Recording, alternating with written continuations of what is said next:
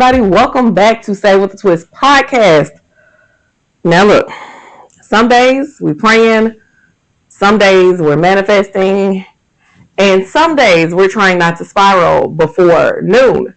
So, today we're going to be talking about praying, manifesting, and just trying not to spiral. Okay? So, I want you to know this is a safe space for you. This is a no judgment zone, all right? We're going to talk about a couple of things. I'm going to try to help give you some, I don't want to say clarity, but some tips, if you will, to make it through. Now, let's be honest with what's going on in this world.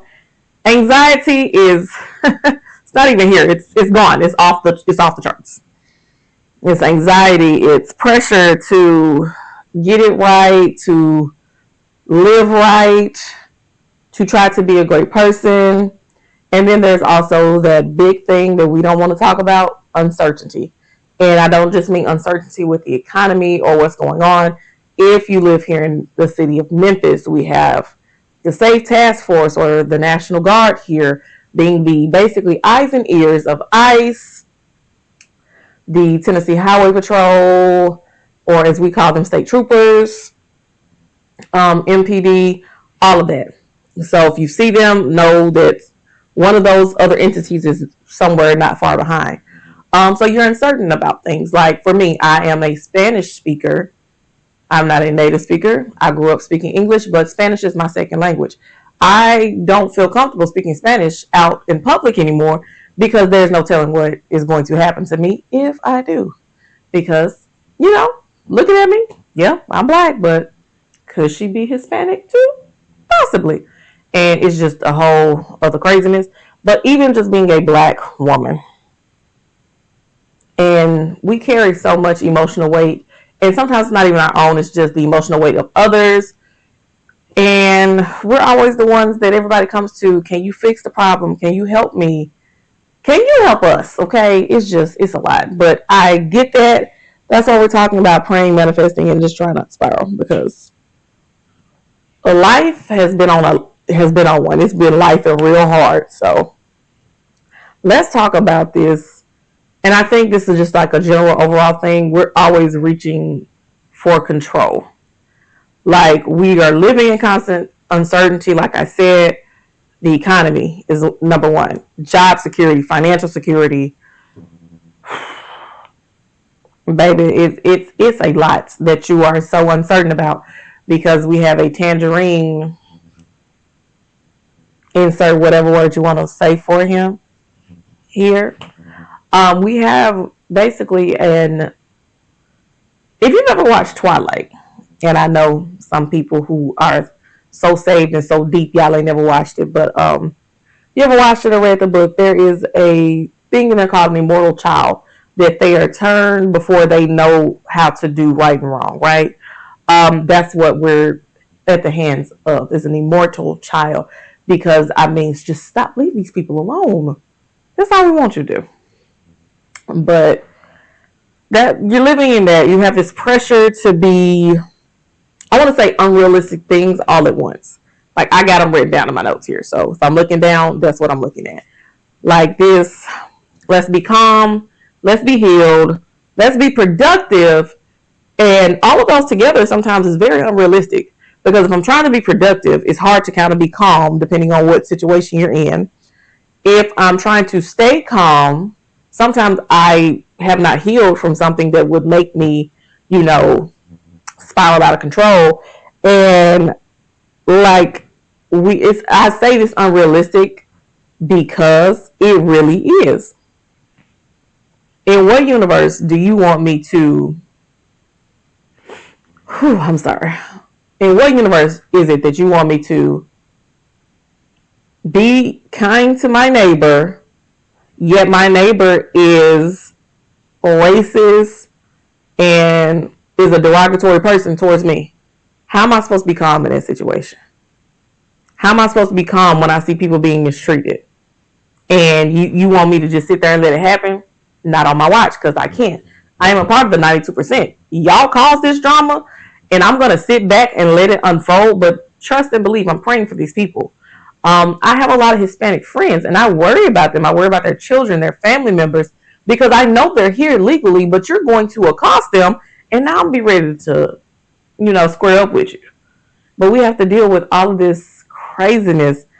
And literally, as a black woman, and I say this because I am a black woman, this may not be every black woman's testimony, but I feel like it's a part of mine.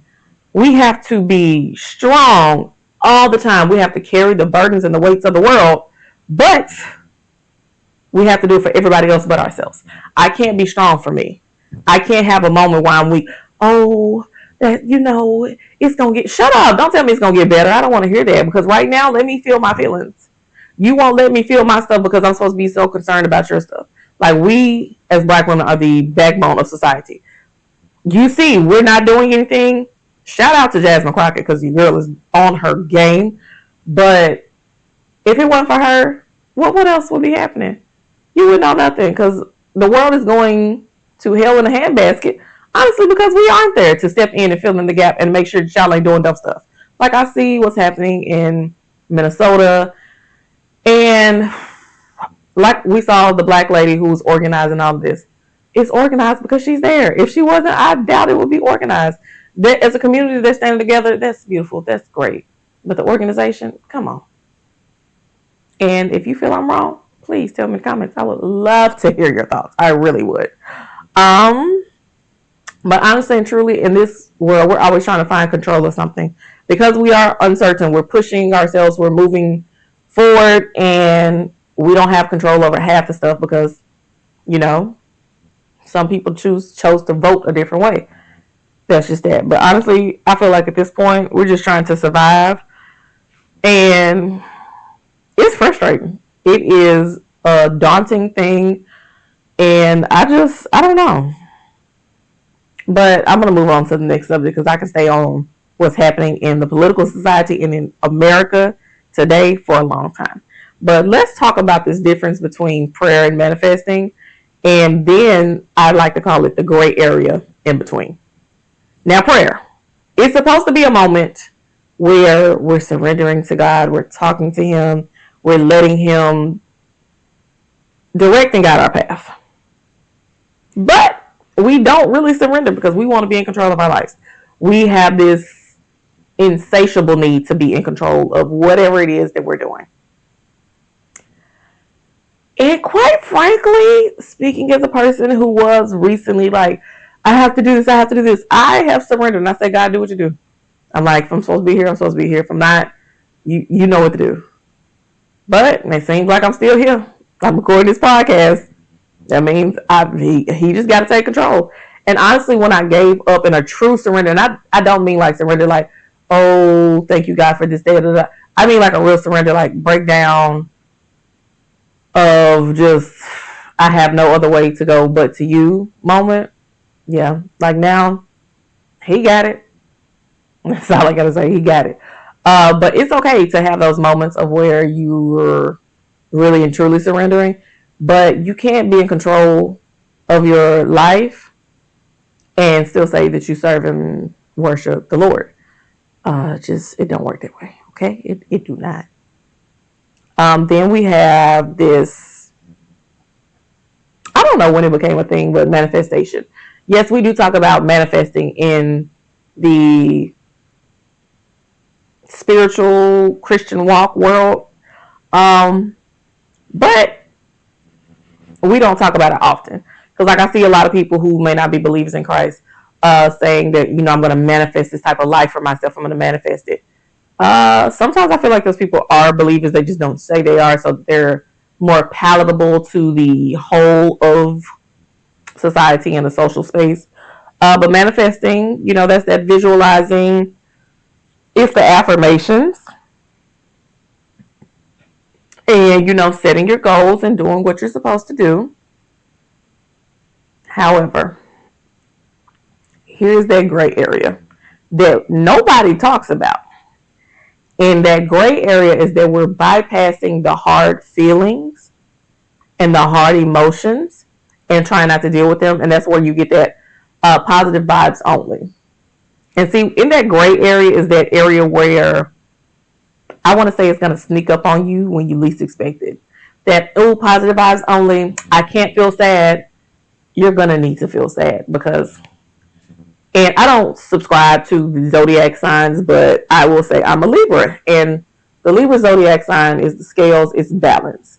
You have happiness, sadness. You see, if you go one too far and you got your happiness up here and sadness is down here, you're not balanced. So you're not where you're supposed to be.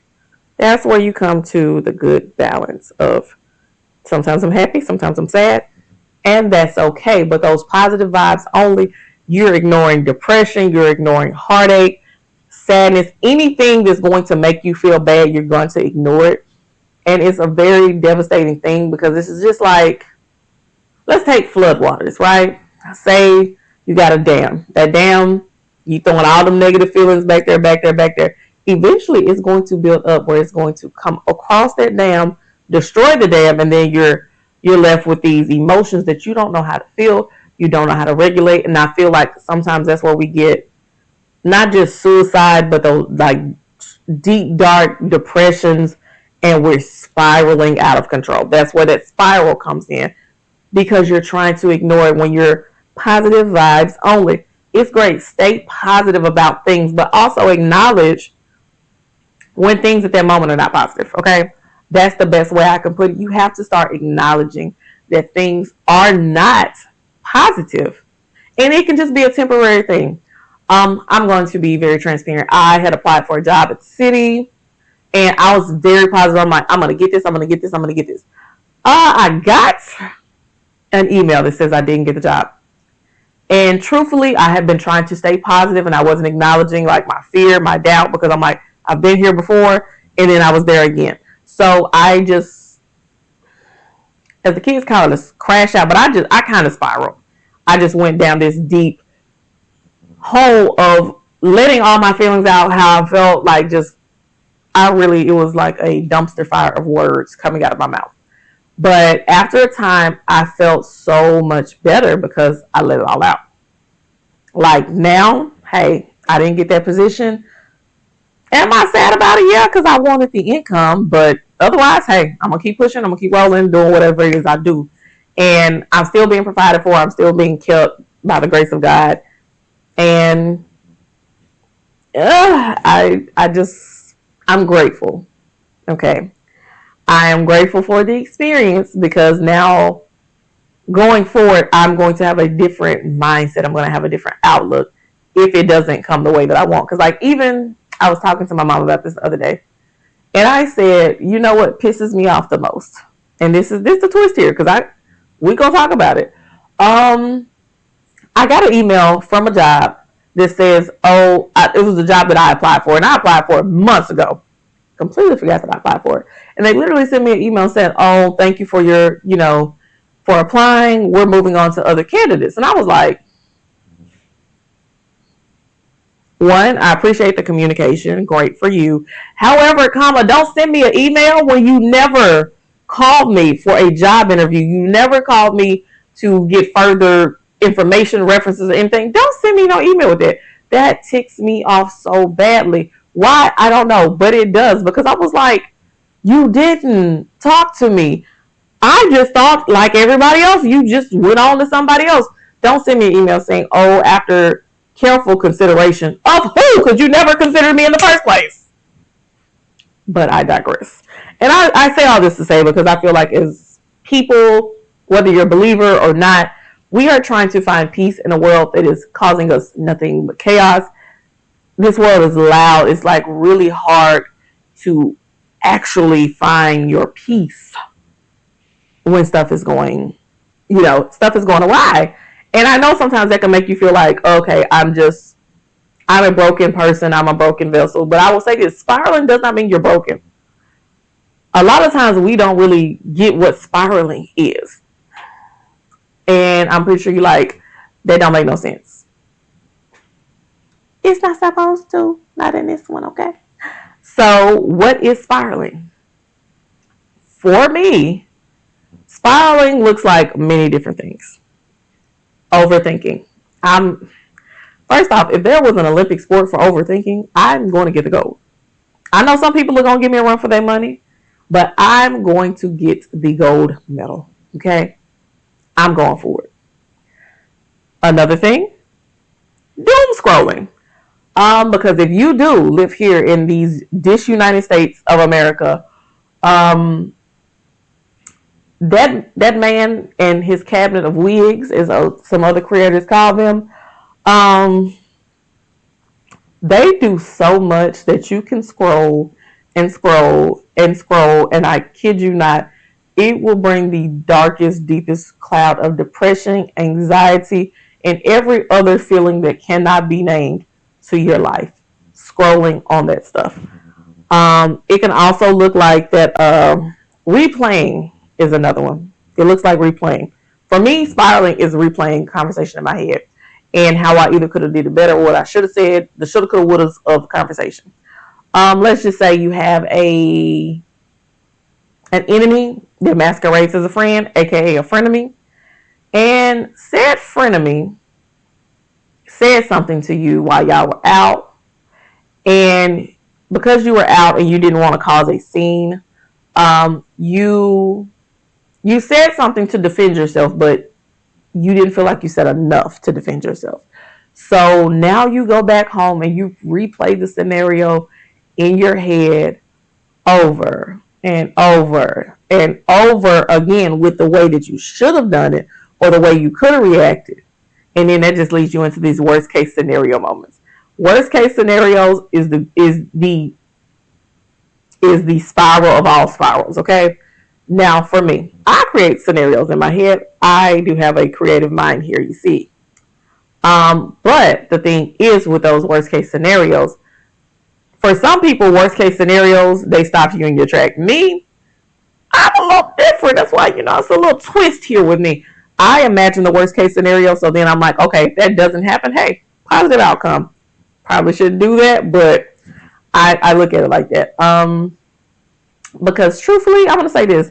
And another thing of spiraling is this sense of feeling like you're going to get in trouble. And I know that doesn't make any sense, but let me break it down a little bit. I've talked to some people, and I've even experienced this myself, of feeling like I'm in trouble for doing something.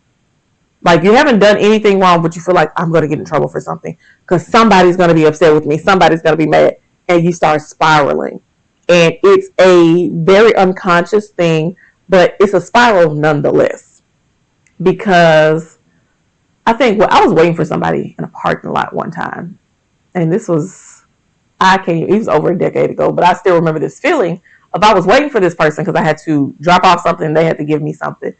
And this security person kept coming around and kept coming around and kept coming around and was like, why are you here? What are you doing here?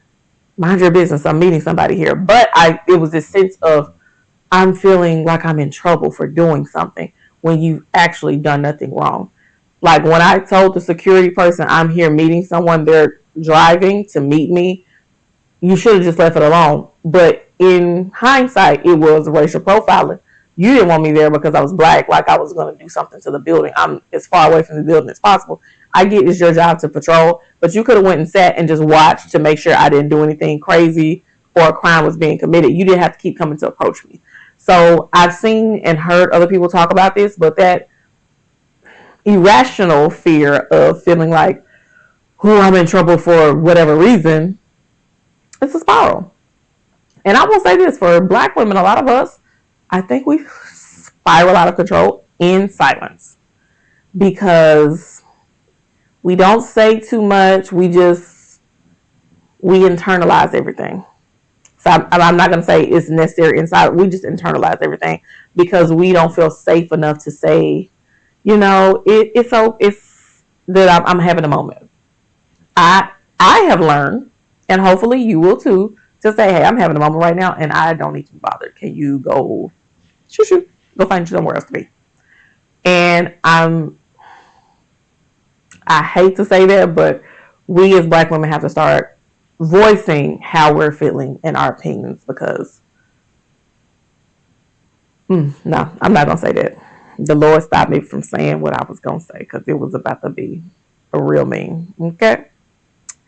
And something else, and I'm this part right here. If you don't believe in the Lord, you can stay. But I'm about to give y'all a little insight. Now, I'm not gonna lie. When we're spiraling, especially if you're a believer in Christ, there's this phrase that I am beginning to hate when spoken to me in specific instances. Actually, no, I hate it when you speak to me. Period. That phrase, just pray about it. Stop saying that. As believers, stop saying it. Don't tell people when they're in a moment of crisis, when they're struggling, whatever. Just pray about it. Guess what? If I am coming to you and I am telling you right now that I am having a moment, I am struggling, I don't need you to tell me to pray about it, because guess what? In that moment, I can't pray about it. So I came to you to seek some help and some assistance. Stop saying that phrase to people. Honestly, I feel like it's become a toxic phrase. Because now I can see baby Christians, if you ain't been in this walk that long, you can tell them to pray about it. However, there should be a comma to that. I'm going to walk you through this prayer so you'll know how to do it the next time, okay? Because it's always a teaching thing. But instead of saying just pray about it, how about you ask how you can help? Because I'm not going to say I went off on my mother, because, my mother, that's my girl, okay? But she used to tell me that, and I'd be like, you know what? Now I'm mad. Like, I can't even feel the emotion I was feeling. Now anger is here. Because my mother, who brought me up in my faith, taught me how to pray about it. And it's just like, why would you tell me something that you already taught me? I know this. Now, I'm trying to talk to you to get it off my chest, to see if maybe I'm losing it or what have you, or whatever it may be. Whatever the case may be. But when I say pissed, I was pissed off. Now, we had a conversation about it. So if I'm coming to my mother, first off, I've already prayed about it. Now I'm coming to you because maybe I'm stuck and I don't know which way to go. Or maybe I need you to get a prayer through for me because whatever. But like I said, me and my mother have had that conversation, and she realized this. Again, I think it was with some young people from our church. And she was like, yeah, that makes so much more sense now. Because if somebody's coming to me and they're telling me something, and I do mean coming to me for the first time, not the 77th time, because about the 77th time, I'm just like, I'm checked out. But if you're coming to me the first time, I'm sitting there, I'm listening, and I'm going to ask, how can I help you? How can I help you in this moment? Because sometimes you don't have to ask. They'll ask, what should I do? So now you're asking for my opinion. That does not mean for me to tell you, oh, just pray about it. No, that's not what that means. You can actually help. If they're having a crisis, they need to go speak to a spiritual leader. They need to be prayed for. You can pray for people. You do not have to have a title or whatever. You can pray for people. Don't pray against them. Pray for and with them. Okay? But that's neither here nor there. If you want more about that, you can drop in the comments, and I will give you a one-on-one combo with it. But here are some, here are some tips and tricks that I feel like are very beneficial to you when you are stuck in that gray area, when you're spiraling, and when you need to come up out of it, okay? It's hard, but number one, meditation. Right now, as I'm filming this, there are a billion cars rolling past because I guess it's time to go pick the babies up from school or whatever. But get you somewhere quiet. Outside of the cars rolling past, it's extremely quiet in my neighborhood right now. It was noisier earlier, but it's quiet. Meditate. Breathe in through your nose, out through your mouth. A lot of people feel like yoga is demonic. That breathing is very helpful to center you. Okay? It's going to help you. You can sit there. You can sit Indian style. You can sit however you need to sit. But just breathe in, breathe out, eyes closed, and focusing on your breath. And it will start to help melt your body. It'll help you to relax. Trust me, I am a believer in that. I do yoga because it does help. It makes you pay attention to those little bitty things within your body, your breathing, and all of that you normally take for granted. Another one that's going to definitely help you is a social media break. Um, I record this podcast weekly. Like, I honestly had recorded last week's episode prior to the Drewski thing coming out. And I was like, I could go back and add more to this episode. However, I didn't, because I was like, you know what? I need a break from social media because there was too much going on with Frumpy Dumpy and his cabinet of imbeciles. It was a lot. And I was like, let me take a break. I'm going to play mind games to help, keep my mental faculties up. I'm going to read a book. I'm going to just do whatever. And I'm going to put my phone down. And I am a queen of putting my phone down and taking a social media break. Like I said, I think my longest is 48 hours. My next goal is to be able to go for 72 hours to a week. No social media. Will that be hard as a podcaster? Yes. Will it be hard as a content creator? Absolutely. But we're going to make it do what it do. Okay? So, then, I'm always going to holler this so loud. Therapy. There is nothing wrong with going to talk to somebody. One day I was like, I felt myself going down a spiral. I was like, what are the coping techniques that my therapist gave me when I was in therapy? And I was like, okay, all right, we need to do this. Let's write some stuff down. Let's breathe. All right, we're good. You're good now, okay? And if it got to a worse point, then that means let me go pick this therapy back up. I mean, sometimes you can afford therapy, sometimes you can't. There are affordable options. Do what works best for your budget. And I would say lastly, and this is always at the bottom of the list for me, but finding a safe space. And sometimes your safe space can be a person who makes you feel safe, who understands you, who's very understanding, or your safe space can be an actual location. Like I said, for me, I love going to sit by bodies of water and watching them. It's very calming for me. It's a safe space for me. Like, I'm aware of my surroundings, like if I'm sitting outside, but if I'm sitting in my car and I'm like, doors are locked and it's just me sitting there looking at water, that's a safe space for me. You have to go find somewhere where you can go to this place, remove all distractions, and just relax and have a woosah moment. Now, I'm going to say this. It's just a method. It's not a specific thing, but you have to name what you can control and let everything else go. I can control myself. I cannot control other people. I have to let it go. I can pray about it and still let it go. That's for me as a believer. I can control who I let in my life. I can't control, other things, but I can control who is in my life. I can control my consumption of stuff that is triggering and is very hurtful. You can control all of that. And I'm going to say this. Hear me. If you heard nothing else, this whole podcast, you are allowed to be uncertain and still have your faith. Okay, let's just talk about it. You can be uncertain because you will have times of uncertainty. I said it in the beginning. You can be uncertain, but you can still be uncertain and hold on to your faith. I am uncertain how this world is going to turn out because it looks like we're gearing up. I can't even say World War III. It's like World War 20 because it's everybody, the United States, or excuse me, this United States. Iran has said, baby, when we say death to America, we mean that man. We don't even mean the country. We don't mean the people. We mean him. But also, if y'all listening to this, I don't know, make sure you take out all the people in his cabinet, just all of them. Just, just a little tip for you.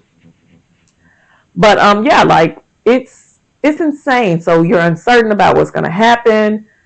Like, it had you scratching your head and making you wonder, like, what are we doing? What's happening? What's going to happen? But I'm still rooted in my faith and knowing that God got me, regardless of the crazy things that may or may not pop off. Because, somebody may just, pass into the ether, pass into the void. Not that I'm saying that's what I want to happen, but if it does, I'm not going to be upset. Because that man is nuts. But I say all that to say, control what you can control, name what you can control, let everything else go. You're allowed to have your uncertainty of feelings. You're allowed to have your feelings. And you're also still allowed to say, I am a firm believer in Christ, and I still feel this way. Okay? If you doubt what I say, ask Jesus. Because was he or was he not uncertain on that cross and said, if it be your will, let this cup pass from me. That was some uncertainty. Like, I don't know if I should be doing this, but your will be done. That's that. Okay? And Jesus then gave up the ghost. Okay? All right. But that's all I'm saying. If Jesus was uncertain, you can be too. But he was only uncertain for a moment. So, a moment. Give yourself a moment, but don't linger in the moment. Okay? And that's just basically it. Because, like I said, some days we're praying. Some days we're trying to manifest good things. And then other days we are definitely trying not to spiral. But don't spiral this week. Keep it pushing. Again, control what you can. Let go of the rest. And I'll catch you guys next week on Save with the Twist podcast. Love you down. Make sure you're following me on all social media platforms. And make sure you comment below on this post something that you got out of this episode. Something. But love you guys. Peace.